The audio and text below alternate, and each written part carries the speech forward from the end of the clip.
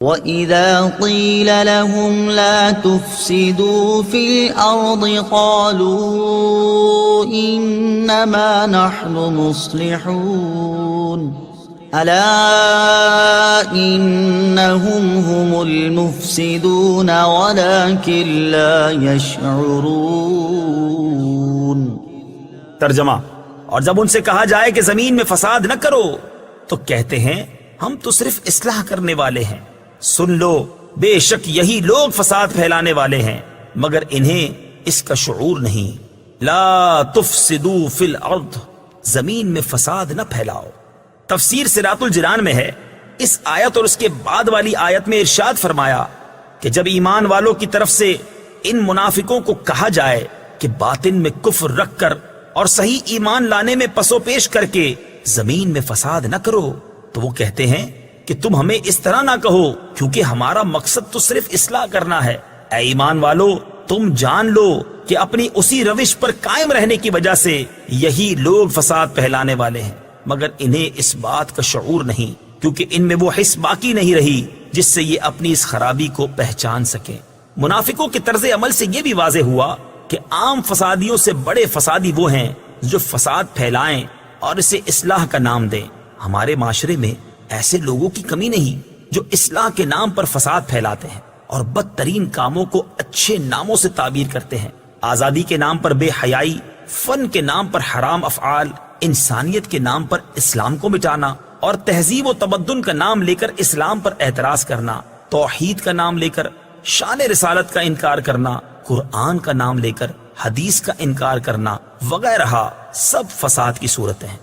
وَإِذَا قِيلَ لَهُمْ آمِنُوا كَمَا آمَنَ النَّاسُ قَالُوا أَنُؤْمِنُ كَمَا آمَنَ السُّفَهَاءُ أَلَا إِنَّهُمْ هُمُ السُّفَهَاءُ وَلَكِنْ لَا يَعْلَمُونَ۔ ترجمہ: اور جب ان سے کہا جائے کہ تم اسی طرح ایمان لاؤ جیسے اور لوگ ایمان لائے تو کہتے ہیں کیا ہم بے وقوفوں کی طرح ایمان لائیں؟ سن لو، بے شک یہی لوگ بے وقوف ہیں مگر یہ جانتے نہیں۔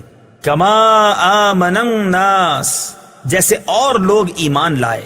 تفسیر صراط الجنان میں ہے، یہاں الناس سے صحابہ کرام رضی اللہ تعالی عنہم اور ان کے بعد ان کی کامل اتباع کرنے والے مراد ہیں۔ نجات والے کون لوگ ہیں؟ اس آیت میں بزرگان دین کی طرح ایمان لانے کے حکم سے معلوم ہوا کہ ان کی پیروی کرنے والے نجات والے ہیں اور ان کے راستے سے ہٹنے والے منافقین کے راستے پر ہیں، اور یہ بھی معلوم ہوا ان بزرگوں پر طعن و تشنیع کرنے والے بہت پہلے سے چلتے آ رہے ہیں۔ اس آیت کی روشنی میں صحابہ و آئمہ اور بزرگان دین رحمہم اللہ تعالی کے متعلق اپنا طرز عمل دیکھ کر ہر کوئی اپنا راستہ سمجھ سکتا ہے کہ صحابہ کے راستے پر ہے یا منافقوں کے راستے پر۔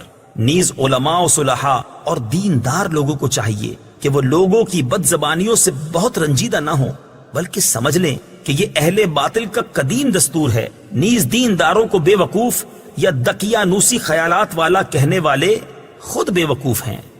صحابہ کرام کی بارگاہ الہی میں مقبولیت۔